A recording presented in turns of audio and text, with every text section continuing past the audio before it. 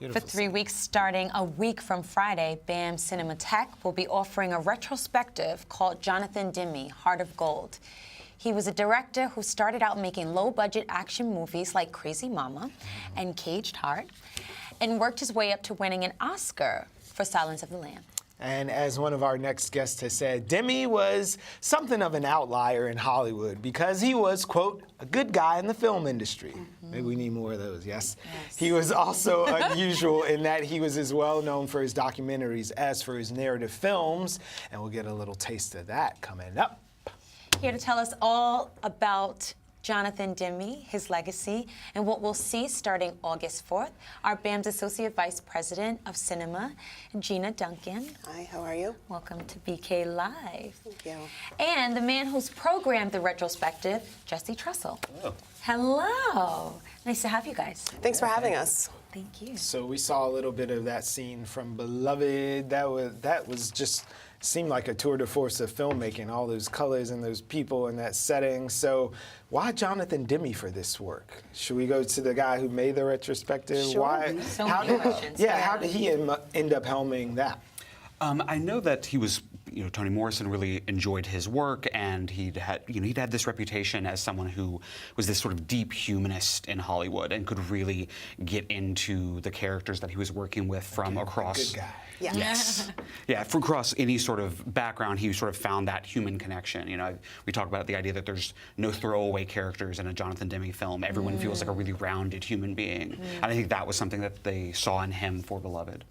Cool. He was also just a voracious reader, and he had a lot of respect for Toni Morrison. That helps. So yeah, that helps a lot. And I think when you see that film, obviously it's an interpretation of a book, there's a very dense book, but you still feel a strong connection to that story, right? It doesn't look completely dissimilar in the same way that we were talking about before, like Color Purple, the film based against the book. Yeah. And so, where would you say he started his career? Sure. So Jonathan actually started as a film publicist. He was a true cinephile. I think he had more of a passion for watching films than making them. So he started as a film publicist, and then I believe what happened in his early 20s, he got tapped to be the unit publicist on a Roger Corman film. And so that was his film school, is working with Roger Corman. Yes. And Roger Corman just basically let this his 24-year-old just do everything, write screenplays, produce, and eventually direct. And so everything that Jonathan learned, he learned there. And also just that style. I knew him much later in his life, and he was like that with young filmmakers, young DPs, just bringing them in and giving them opportunities to do something really big that they wouldn't necessarily have gotten in a more traditional path. Like, he had a really great eye for talent in the same way Corman did, and just helped everyone out. When you were saying that, I was reminded of how Ava DuVernay, if you go to her IMDb, it's all the publicist work and the inside industry work. So is that a path that's yielded any other folks who are marquee names or directors? I don't know, but you're right. Ava was a publicist too. Yeah. I think that you have to, to be a good film publicist, you have to understand film, and that was actually one of his press releases that Corman saw and was like, oh, you can write, you can tell a story, let's go here. And so I think that, I don't know of anyone else who's done that, but it's not surprising that you have these two filmmakers who came from that background. There's a lesson in there somewhere. Yeah. Don't ever phone it in. Yes. Someone told me the way you do anything is the way you do everything. Exactly. So, write that release right in terms. So would you say, yes, he's a filmmaker, but what would you say that he was most known for? It's one of the most interesting things about his work to me is that it's so diverse. He made things, he's as known for the Oscar-winning films like Philadelphia and Silence of the Lambs as he is for his music films, and music was an abiding passion in his career. So things like Stop Making Sense, one of the great music documentaries of all time. It's really interesting how many different facets of his career are known. Yeah. I think for Jonathan too, he loved people. you know, and that comes across in like everything. And also just late in his life, he really saw himself more as a documentary filmmaker. That was his real passion, and then using that as a platform to bring different stories and different types of people together, bring their stories to the world. Well, speaking of his work as a documentarian, we had a colleague here who was a proud daughter of Haiti, and she came in raving about The Agronomist. And it was like, this is on Netflix, watch this thing, it's fascinating. And then I was like, wait, Jonathan Demme? Oh God, he went down to Haiti and just fell in love. I mean, he did Haiti Dreams of Democracy, which we'll be showing in the retrospective as well, and then met Jean-Dominique and his wife Michelle Montas, and then just started working with them and making that film. I mean, and if you want to talk about, one, Jean-Dominique is just an amazing, you know, if you want to talk about activism and how to be, that's there. And Jonathan just kind of fell into that. And I mean, also he collected Haitian art. It was a big collector of that. They did an auction of his work just before he passed down in Philadelphia. I mean, he just had a lot of amazing pieces from that. Proceeds from that auction went to support an art center in Port-au-Prince. Yes, yes. It's a really decades-long connection of very him and much, Haiti. very much. I think we actually have a clip of The Agronomist. We're going to throw it to you now. Let's check it out. I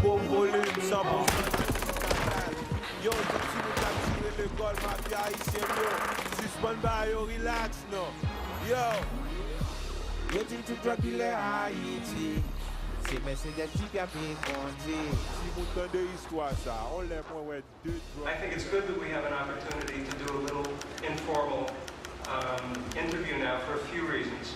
Maybe the best way to start right now would be, could you please introduce yourself and tell us where you are going? First, and perhaps tell us why you are in America, and now where are you going? Today is, I spent the last 1992 year in Manhattan, not in exile, but away from home, because my radio station, Radio Haiti, was once again the target of the military, of the Macoute, of the people who enslaved my country. And with my wife, Michelle, I was forced to leave Haiti on December 31st, just New Year's Eve, 1991.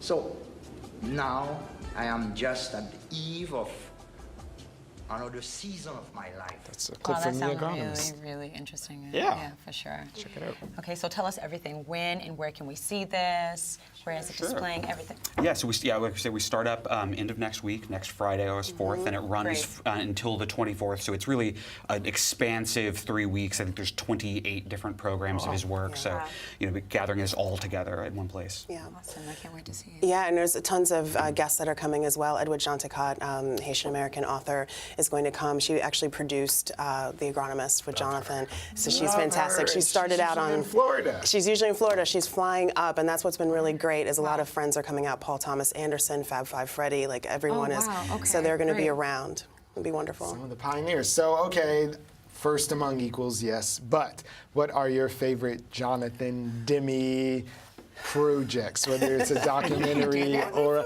but I'm saying they've had to watch a lot of stuff. Yeah, Jesse, come on, you put the thing together. Our opening night film is Something Wild, which is really just an incredible film.